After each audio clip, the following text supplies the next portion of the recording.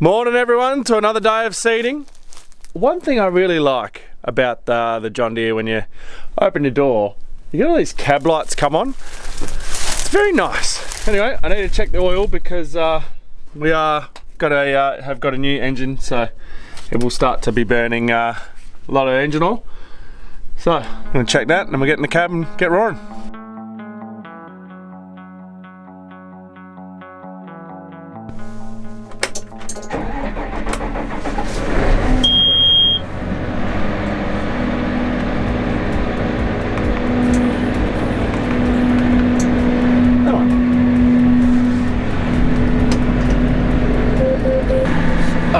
So, it's taking a while just to load up all the trails, but he finished this paddock last night, and this is the paddock we're in now, so we're in E, and then there's also F block to go, which is this one here, and then we're done with the canola, so round about 260, 270 hectares to go, and we will have canola all done, and we'll be switching into barley tomorrow, which is exciting. I'm not sure Henry was spraying that last night because the wind is absolutely horrible at the moment. So once this all loads up, we'll find out if I didn't quite get it all done. So you can see you got a fair chunk of it done. That'll keep us well occupied for today and tonight, I reckon. But yeah, obviously didn't quite get it all done before more wind came in. So we're going to start with our outside lap. I need to go down there and just measure up our the eastern headland and just make sure that's all good, and then start. And hopefully don't hit the ram, which is just there. And then yeah, we want to get this paddock done, and then we want to fill before we go out the back, because we're going to get bogged if we try to get out the back with the truck. You just can't get out there, and that combined, it's around about 110 hectares. So if we fill everything full before we go out there, we should be sorted. I say should. Right, let's get roaring. Right, well we are on our second lap now. I'm a bit disappointed. I don't know what's going on with my my adaptive curve tracks. Some of these paddocks, they're just not there. So, and I can't use boundary fill in something like this because it's not precise enough. The boundary's moved, it's too far away from where we are. It just doesn't work. So I've ended up hand steering around the pines that we're coming up to, which are just up there. But yeah, well, now I'm dark. This bloody camera. Anyway, we're yeah, just smooth sailing. Got a nice sunrise anyway. If the camera will focus on that instead of me, may as well.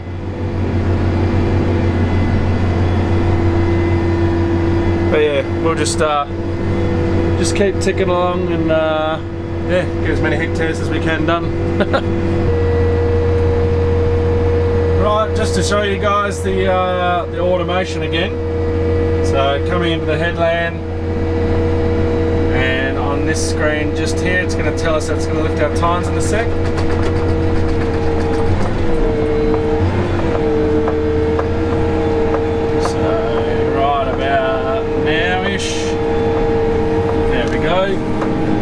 And the tines lifted up all by themselves, and I'm not steering it. It's all hands free. Good on you, John Deere. So we'll come around and line us up square with the bar on our next run there.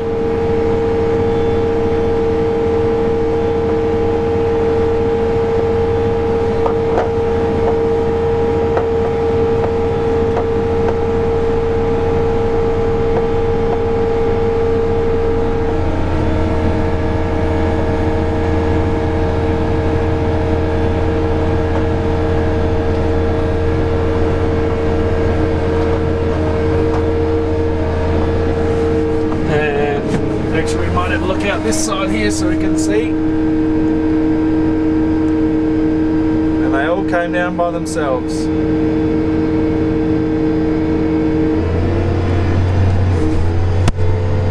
Which I find is just the absolute coolest thing to have, that it's just doing it all by itself. It's just all essentially automated. The driver in here is not doing much at all. We just select which way we want to turn. So now we're going to turn a different way.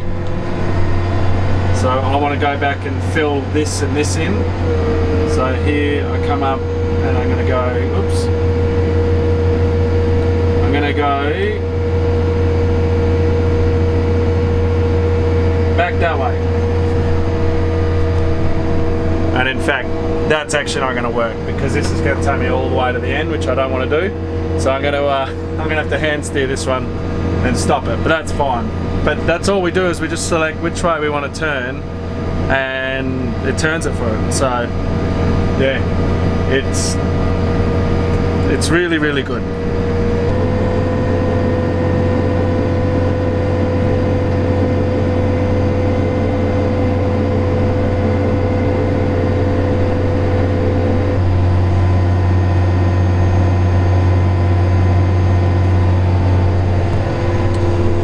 It's telling me that T1 number 7 is blocked, so we will, that's fur, so that's why I'm still going.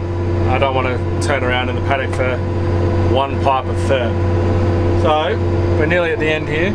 It's going to start doing our turn, and then we'll stop that turn and we'll get out and we'll see what's happening with T17.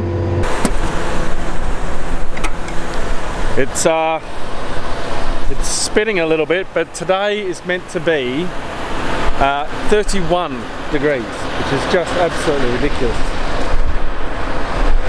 That's the bottom, that's the T1. Should be this one just here. And she's full. If you can hear that, she's full. So first thing to do is just to check the bottom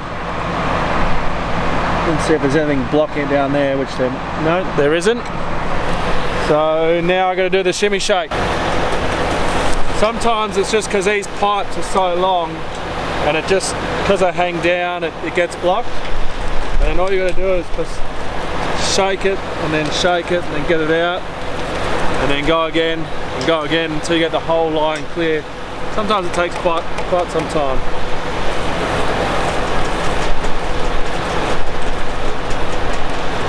Just had a completely random thought. So with this turn automation, everything like that, you know, I've done so far 56 hectares, and I've had to turn just a few of them because we're on the angle and it just won't work. But the rest of it's done it by itself. And because I've been doing the paddock from one side and then I'm just working my way back, because I'm filling back there, it's just, I'm not stitching the paddock as I go skip all the way, skip back. And then that means that I'm just, it's just going the one way for the whole time. If you have a driver fall asleep at night time, say, you know, getting fatigued, something like that, because the tines are automated and the turn is automated, it won't matter. I mean, I don't want that to happen. I don't want anyone to fall asleep while driving. But what I'm getting at is that it will just keep on, it'll just keep on turning you, keep on lifting the tines and keep on putting it back in until you get to the end of the boundary, because it will keep on going that way, and then you'll end up in the trees. But hopefully they would wake up by then, and you know, they wouldn't have that issue. So yeah, just the whole, yeah, I just had that random thought. So I thought I'd share it with you guys. But here we are on a corner, and yeah, because I'm now stitching back that way, all I'm doing is sitting here and just making sure that I'm not getting any blocks or anything like that. Haven't had any blocks in the pipes since that one that we did. Yeah, other than that, we're just chilling.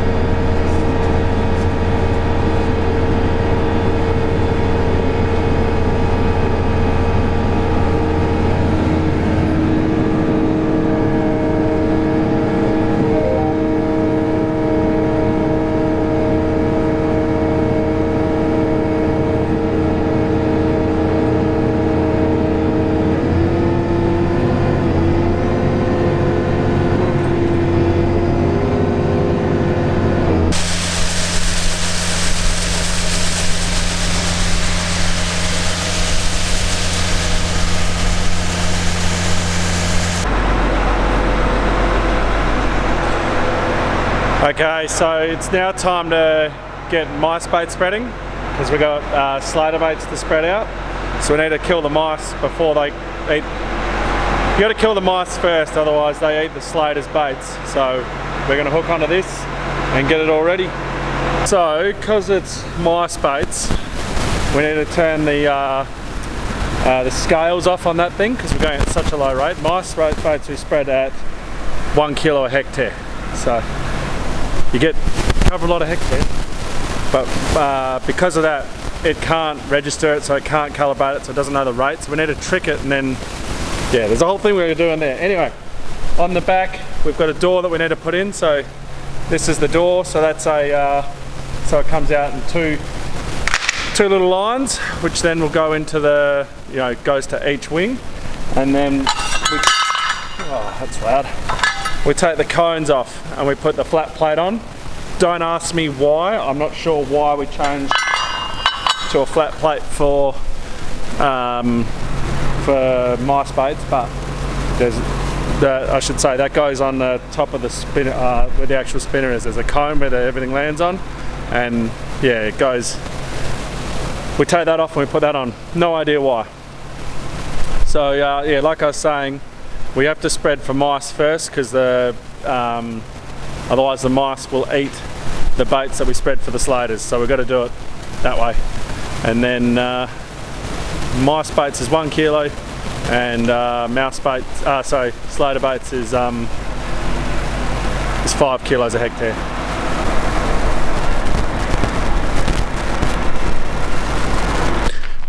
That's the cone I was talking about, and the disc is just there. So this thing is now ready to go. I've just got to now jump up onto the computer and trick it, and then we need to load some stuff into it, and then we got to calibrate it. Once we've done that, we're then ready to go. Been out with the agronomist. Henry's gonna be a busy man. He needs to get spraying. We've got in the velocity we've got weevils out there, and they are absolutely decimating it to the point that if they keep going, we're gonna have to reseed. So he's doing a boom clean now to do our barley tomorrow. So what we're going to do is do our barley spray tomorrow for 200 hectares, and then get him into going do the canola. So he's going to go and do like 475 hectares. So we'll do that. Yeah, it's just a pain that this is happen. Anyway, we've also had a look in Rhiannon, and there are sliders out there. So we've just loaded that up, and now our issue with that is the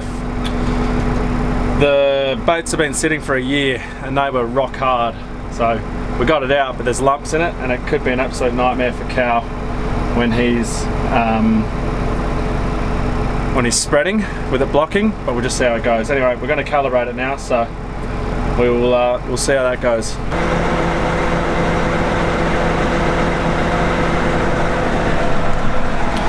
So we do a simulated speed of 20 k's an hour, and we simulate 1 hectare because it makes math easy. And you can see our rate's 50 kilos a hectare, so we're going to see how that comes out the back. We did have it at 210 kilos because that's what it was set at for, might have been slider baits. So the belts were going a lot faster, so they're going a lot slower now.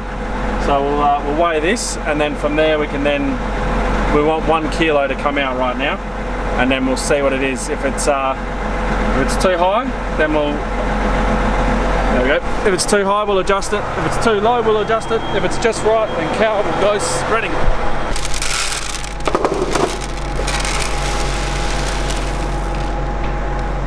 Or 45. See how this one is. Oh. You're going spreading.